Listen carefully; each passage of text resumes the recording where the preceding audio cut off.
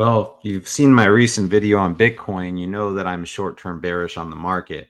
What does this mean for Ethereum? We know just a few weeks ago, Ethereum had a drastic drop against Bitcoin, took it all the way down to 0.023. What's going on with ETH? I mean, normally you'd have ETHuary or ETH going bullish in February in 2025 as it's done in other bull years, but things are not looking so hot for Ethereum right now, despite a major upgrade coming soon in March. So, what can we expect from ETH? That's what we're going to discuss tonight. This is not financial advice, but this is crypto simulation theory. I am the Gaussian snake. Let's get started. So, if we go ahead and look at ETH USD on the weekly chart, we can see that it does not look great. So we've had 3 unsuccessful attempts at the 886 fib. We are now, for the second time, slicing through a green Gaussian channel that is fat and likely to turn red on the weekly time frame. That means that Ethereum price is likely to go lower. How much lower? I would say probably, if I just had to guess, somewhere in the 1800 to 2200 region would be my best guess as to how low it might need to go. Basically, a little bit further of a drop than Bitcoin, but not anything dramatic. I don't expect Ethereum to head down to the 236 fib. Could it wick to the 382? I mean, that's a possibility.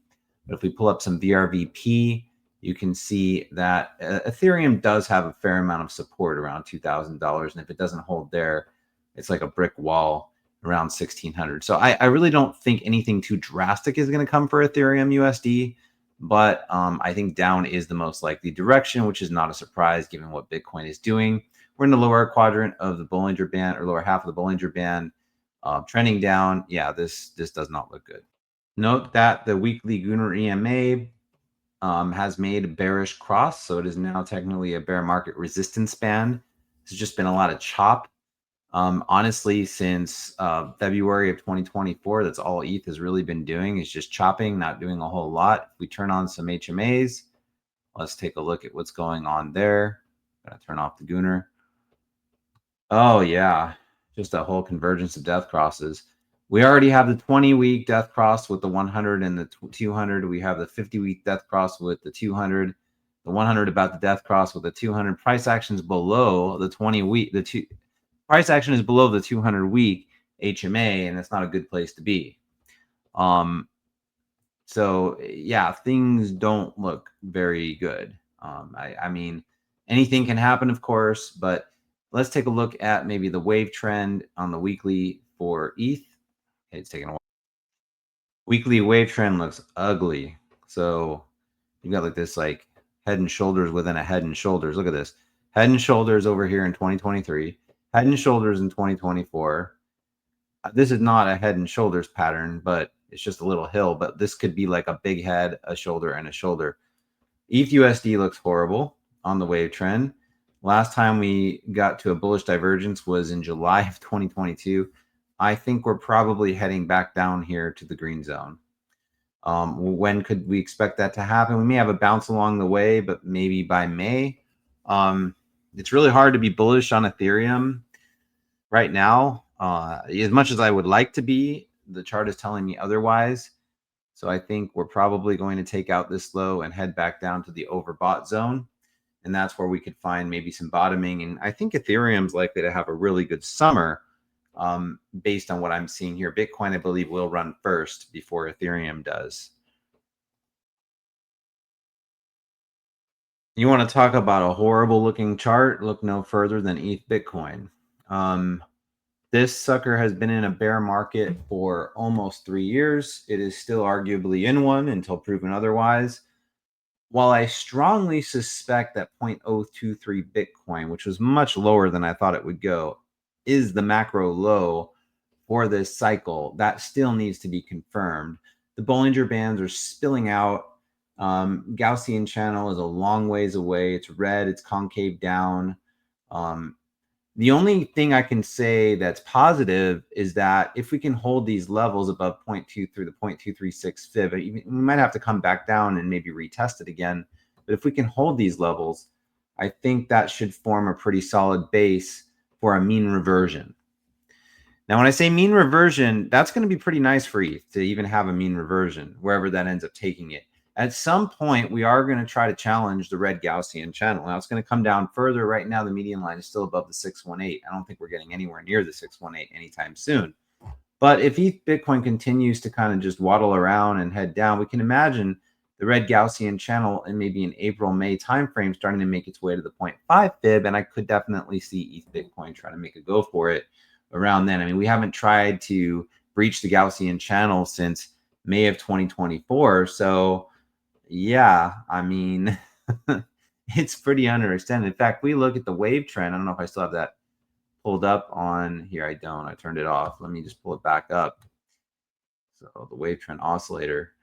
We're already at bottoming levels. According to the wave trend, we're at bottoming levels. Like, we've printed in November 2023 our first bullish divergence dot. Didn't really mean much. 1, 2, 3 bullish divergence dots. Didn't mean much. You almost think we'd have to go out to the 2-week to really get any, get rid of this noise. So maybe we'll do that. Let's look at ETH Bitcoin on the 2-week. Very clear bear trend. I mean, this is just clear bear trend. We're just spending so much time at these low overbought levels. This has never happened before. So ETH is showing some significant weakness against Bitcoin. Oh, look how horrible that looks. That just looks so bad. If you're holding anything on Ethereum, my sympathies go out to you. I am, by the way. So sympathies go out to me too. I think a retest of the 236 could very well happen. Let's pull up the Snabble RSI and see how that's looking. Imagine it doesn't look that different from the wave trend. Yeah, it's already down at some pretty low levels where bounces have historically occurred. So I think a bounce is coming. It's hard to imagine that happening on the back of Bitcoin weakness. Now, remember, I said in my Bitcoin video that I think Bitcoin can have a short-term bounce in March or April, and I actually would expect that Ethereum could, Ethereum Bitcoin could bounce with it a little bit.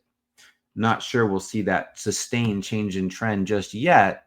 This has been a brutal trip down. Like, it has just been absolutely awful. But yeah, I think the Snabble RSI is showing us we're certainly at levels that you would expect, mean reversions or things like that to occur. If we look at the average sentiment oscillator, this has been the most epic bear bubble of all time for ETH Bitcoin. You've got a bear bubble that really started going in March of 2023 and just hasn't quit. There's no bear bubble in ETH Bitcoin's history quite like this one.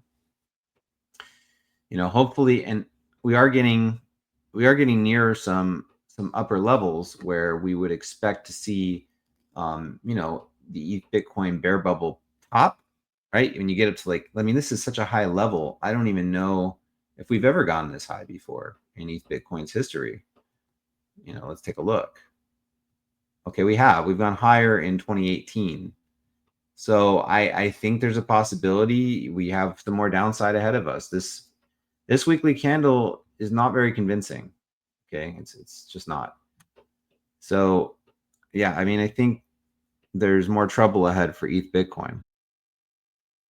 So I mean, this really long bear market for ETH Bitcoin is a bit concerning for the future of this trading pair. While I do feel that ETH Bitcoin will enter into another bull market, I think it's going to be a slow one compared to ones in the past. I don't see candles quite like this happening. I think that's a good thing and a bad thing. I think it just means if you're holding Ethereum altcoins, some of these communities may die out. If your community manages to survive during this period, I think you'll be generously rewarded during a mean reversion. And I can almost picture something like that happening, right? So if I had to just chart out a path, let me pull up my path drawing tool. If I just had to guess as to what could potentially happen, I think we probably will revisit or get close to the 236 fib. And at some point, I think, like I said, that Gaussian channel is going to come down. I don't know if this bounce would happen that quickly, right? It's hard to say how exactly high we would bounce. I think this is a little bit, it could happen, right? But I think it's going to come back down and maybe a higher low or something along those lines. I don't think ETH Bitcoin is going to have a hard time seeing moves quite this strong happening anytime soon. But even if it does bounce like this to 0.05, that could be really good for the ETH altcoin market. But I don't know. I think it's probably going to come back down. Could it come down and test the 382 at that point? It could. It could go below it. I'm not really sure. At this point, that's just guessing, and I don't really like doing too much guesswork. Most of the time, these guesses are going to be wrong. But I do anticipate a mean reversion bounce happening in Q2. I would be shocked if it didn't.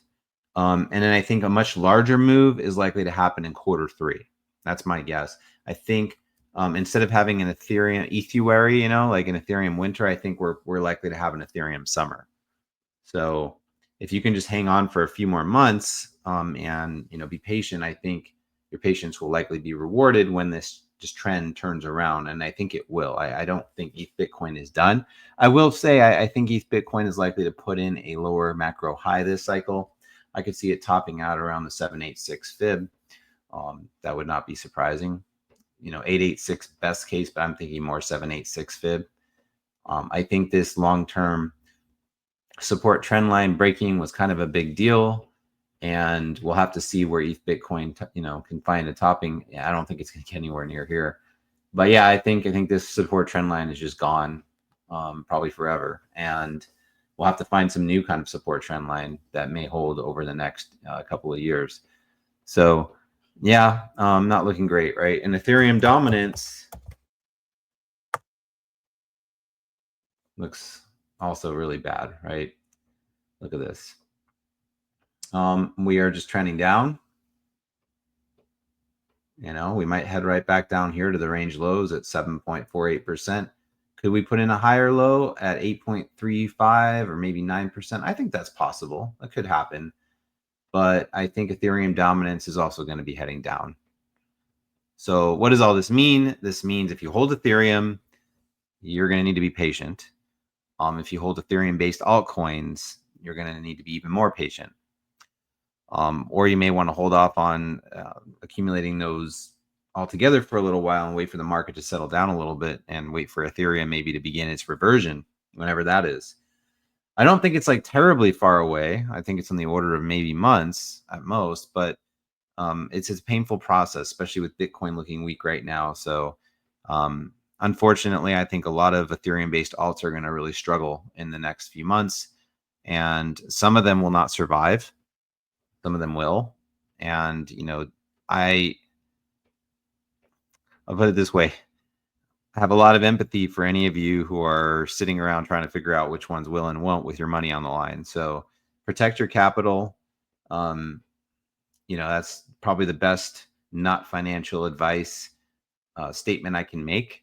And just understand that the bull market for Ethereum really hasn't even started yet. And this is, again, kind of in line with my thesis for an extended bull cycle for the market, and especially the Ethereum market. I think it's probably going to wake up in a bigger way in H2 of this year, and that's just kind of my base case expectation. Thank you for joining me for Crypto Simulation Theory for another video, this one on Ethereum. If you enjoy the content, please be sure to like the video, subscribe to my channel, and give me a follow on my Telegram channel and Twitter. My Telegram, we do daily updates and alerts. Even during these somewhat bearish times, we'll still be there grinding away every single day. Love to have you there. And again, nothing in this video is financial advice. We'll see you again next time.